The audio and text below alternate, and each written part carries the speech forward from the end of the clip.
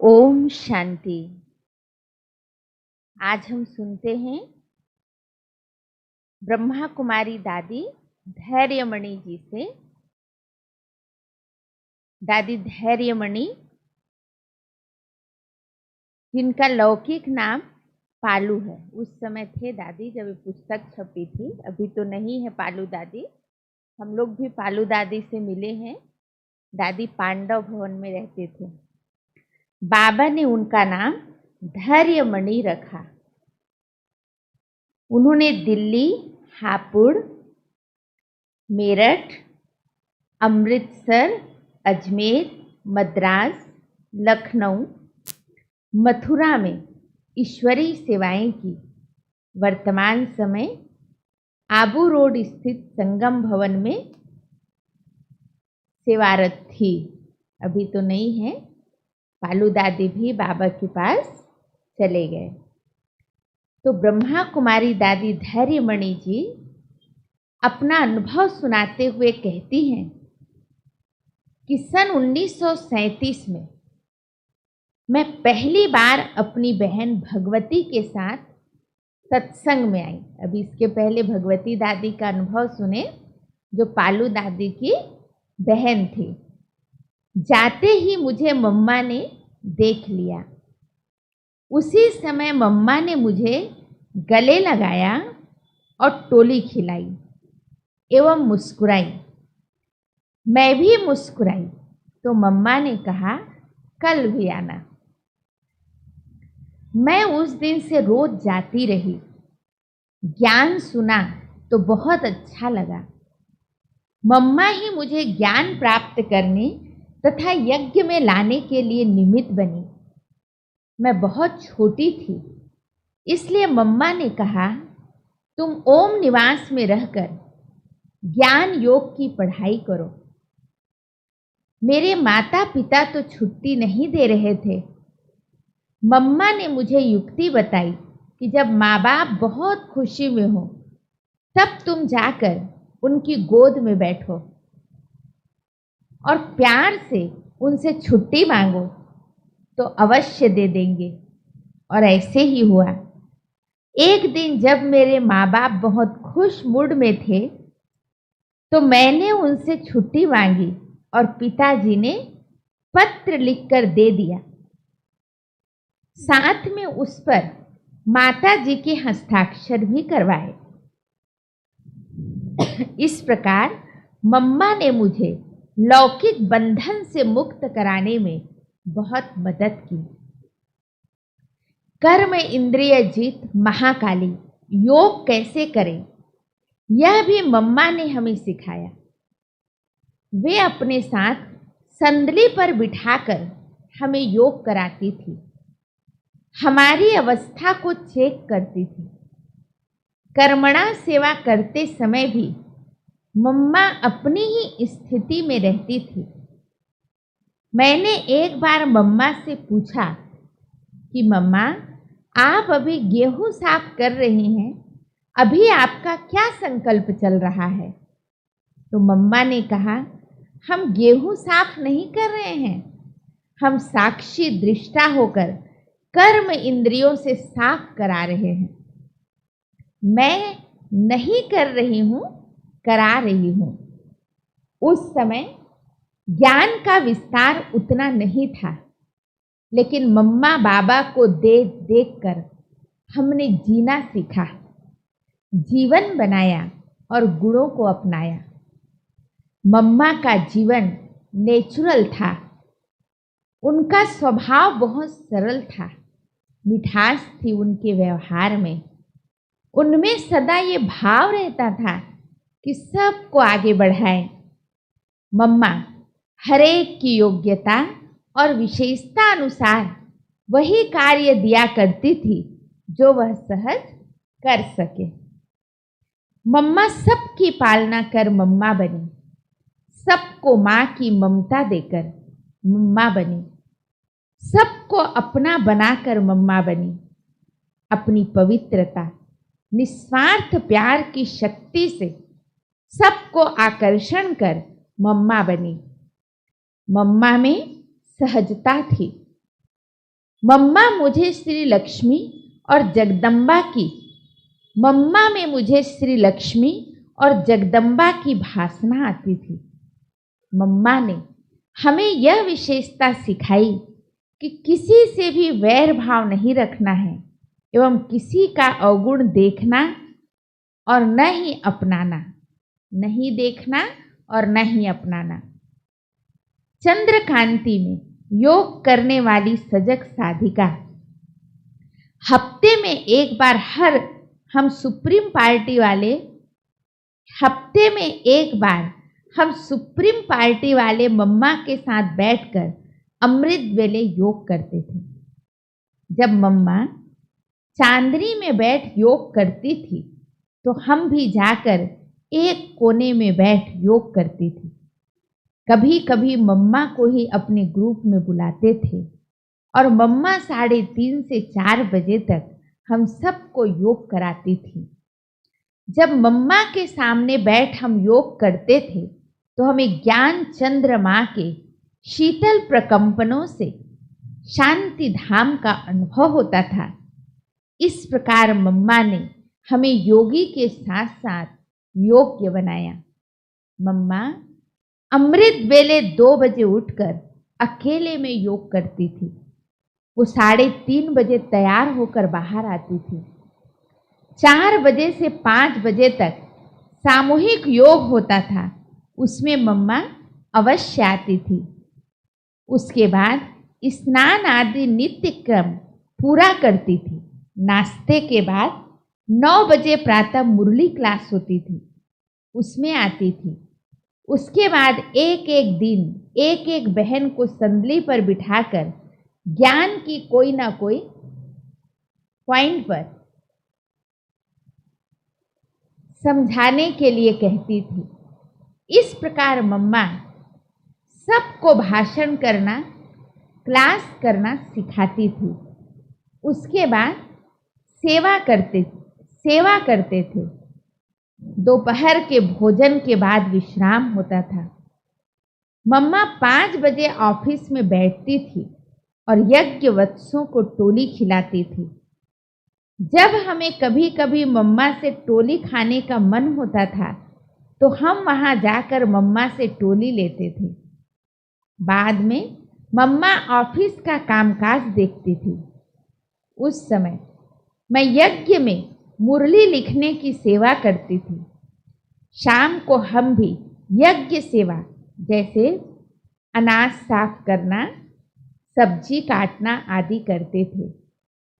रात्रि भोजन के बाद मम्मा कचहरी कराती थी। मीठी माँ की सुनाई हुई अनमोल शिक्षाएं। पहला, इस ज्ञान से सिर्फ अपना पेट नहीं भरना है, लेकिन दुखियों को भी शांति देने का उपाय करना है। यही सर्वोत्तम सेवा है। दूसरा, मम्मा कहा करती थी, परम पिता परमात्मा तो विश्व का रचयिता है।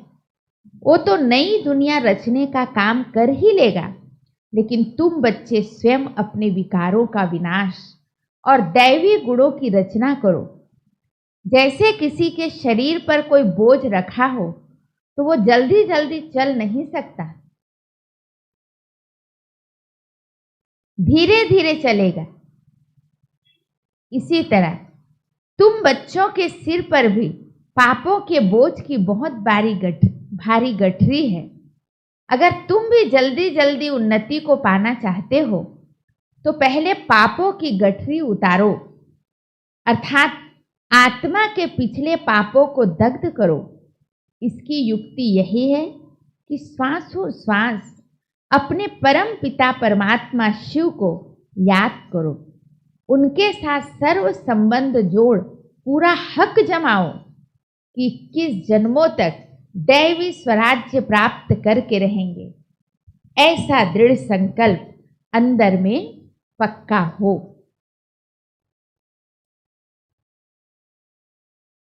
कोई कोई आत्मा को घड़ी घड़ी पास्ट जीवन की याद आती है, जिस कारण वो खुश नहीं रहती। इसमें अपने अंदर देखना है कि मुझे अब पुराने चौपड़े को खत्म कर नया चौपड़ा कर्मों का खाता बनाना है। अगर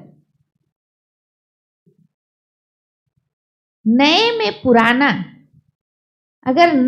पुराना संकल्प विकल्प मिक्स करते रहेंगे तो तुम आत्माओं का न पुराना साफ होगा न नया चौपड़ा बन सकेगा। इसलिए पुराने मायावी संकल्प विकल्प को भुला दो। पास्ट इज पास्ट, बीती सो बीती।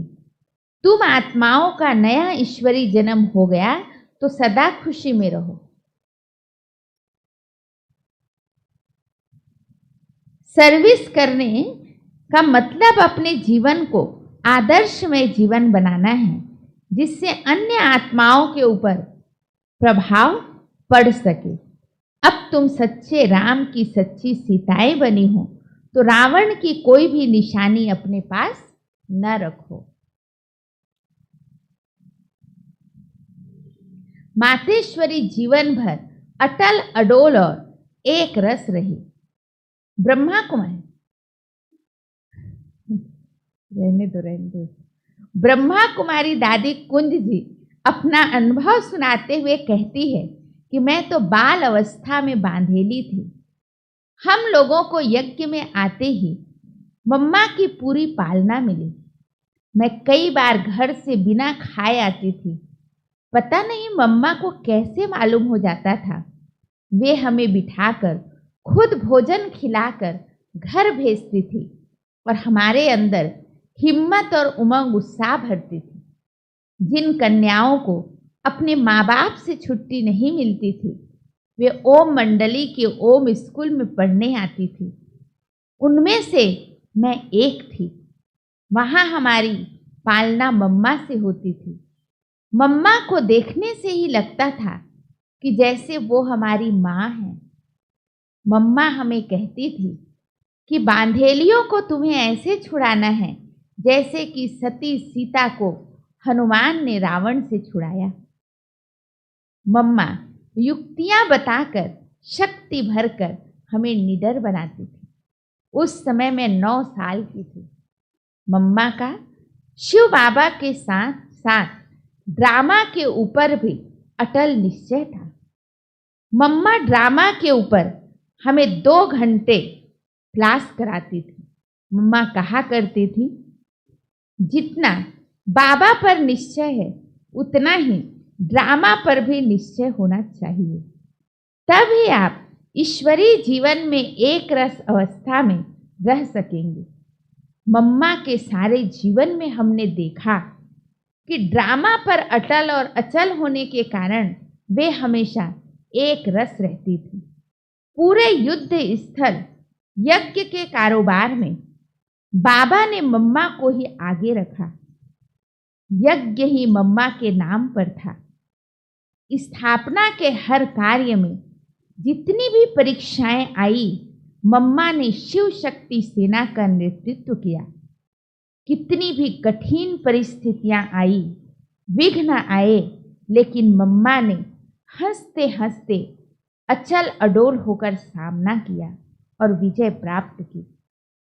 दादी कुंज जी यज्ञ के आदि रत्नों में से थे। आप वर्तमान समय माने लास्ट में ईश्वरीय विश्वविद्यालय की बिहार प्रांत की शाखाओं की निर्देशिका थी तथा पटना में रहते थे। सर्व के प्रति संभाव और श्रेष्ठ भाव। यज्ञ में सेवा करते समय एक बहन मुझे दी जाती थी।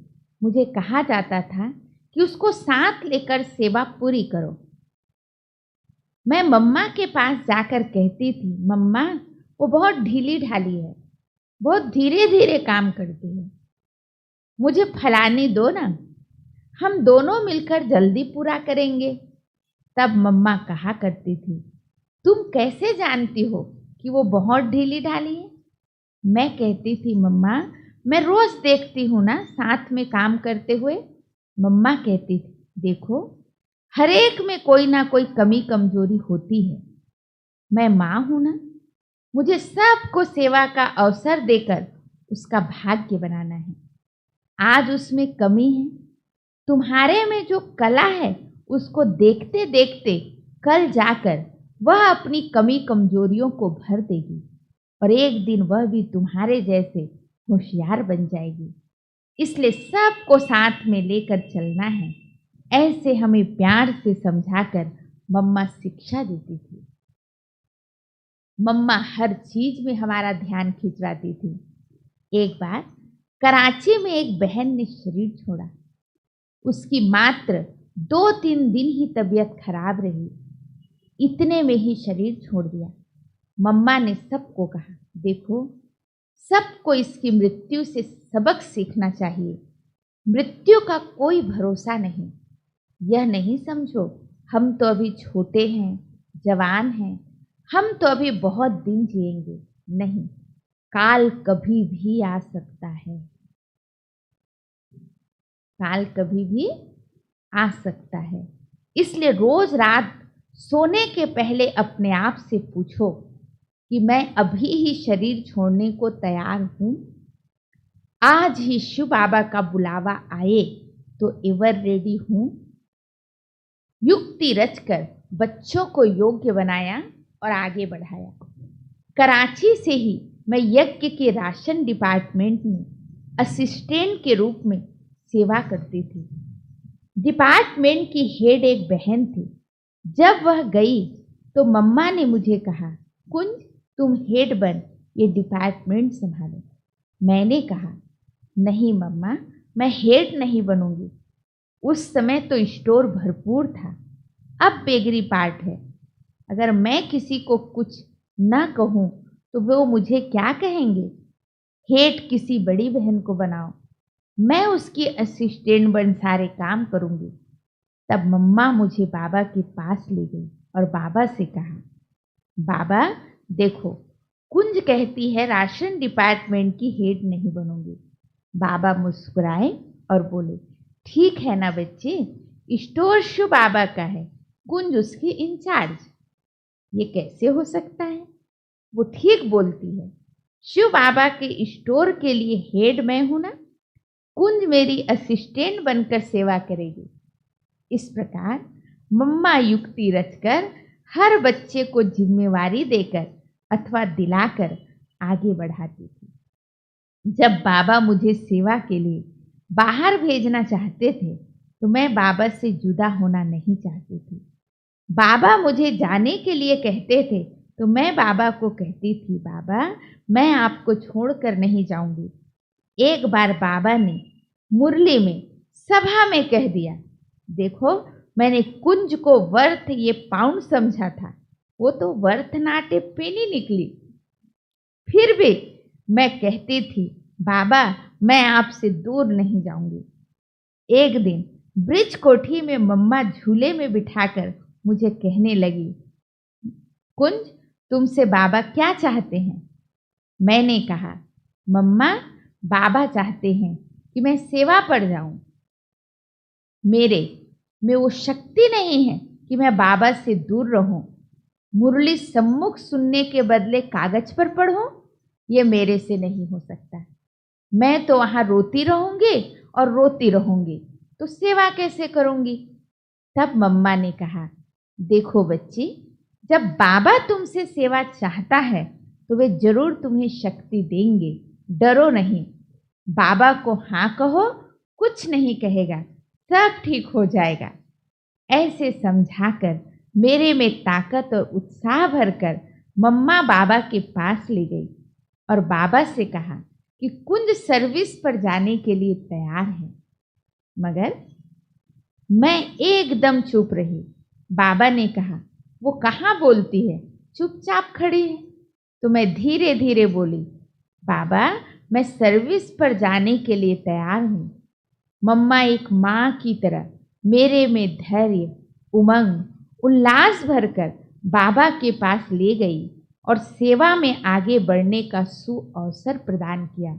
इस प्रकार मम्मा सब तरह की ट्रेनिंग देती थी। दादी प्रकाशमणि और मैं पटना में रहती थी। वहाँ एक भाई था, वो अपने ही स्वभाव का था।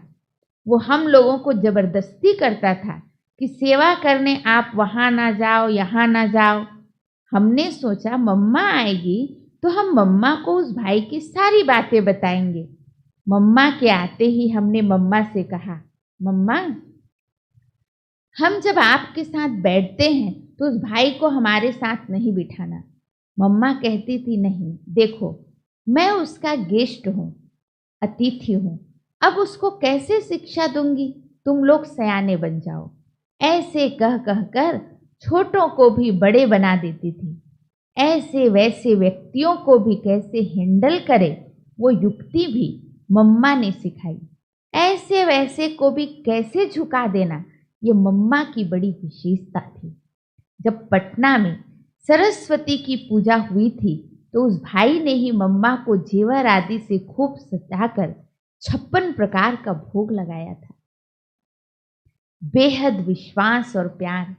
मम्मा को बाबा की हर बात पर इतना निश्चय रहता था कि बाबा की बातों पर किसी यज्ञ वस्त्र की टीका टिप्पणी सुन ही नहीं सकती थी।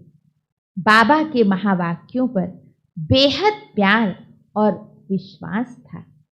एक बार मैंने मम्मा से कहा, मम्मा देखो, बाबा ने आज इस पॉइंट को बदल दिया। पहले कहता था मैं ज्योतिर्लिंगम हूँ, अभी कहता है मैं ज्योति बिंदु हूँ, ये क्या है?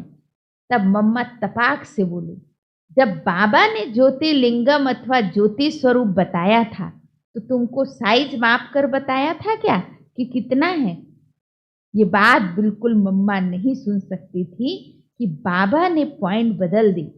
हमें कहा करती थी, उस समय तुम छोटे थे, बिंदु क्या है नहीं समझ सकते थे, कुछ तो समझ में आए, इसलिए बाबा अपना रूप ज्योतिर्लिंगम अथवा ज्योति स्वरूप बताते थे। आज बाबा ने तुमको अपना ओरिजिनल मूल स्वरूप ज्योति बिंदु बता दिया। बाबा का असली रूप ज्योति बिंदु है, गुणों का वही सिंधु है। कराची की बात है, मैं दादा विश्व किशोर और दादा विश्वरतन आदि मिलकर चित्र बनाते थे। एक दिन में ज़्यादा से ज़्यादा 2-4 चित्र बना सकते थे। एक दिन बाबा ने कहा, मम्मा प्रिंसेस एलिजाबेथ का बर्थडे है, मैं चाहता हूँ कि उस दिन उसकी फैमिली के 108 लोगों को ये चित्र जाए, ये हो सकता है? मम्मा ने कहा, जी बाबा। हमारे पास आकर मम्मा ने कहा, देखो मैंने तो बाबा को हाँ कह दिया है, 15 दिन में 108 चित्र बनाने हैं। तब हमने कहा, मम्मा एक दिन में मुश्किल से 2-3 चित्र ही बनते हैं, 15 दिनों में 108 चित्र कैसे बन सकते हैं, आप ही बताओ। मम्मा कहती थी, हमें कौन बोल रहा है? बाबा हमें कहे चंद्रमा को उतार कर यहाँ लाओ तो भी हमें चंद्रमा को उतार कर यहाँ लगाना चाहिए। बाबा के मुख से ये वाक्य निकला है तो कैसे नहीं होगा।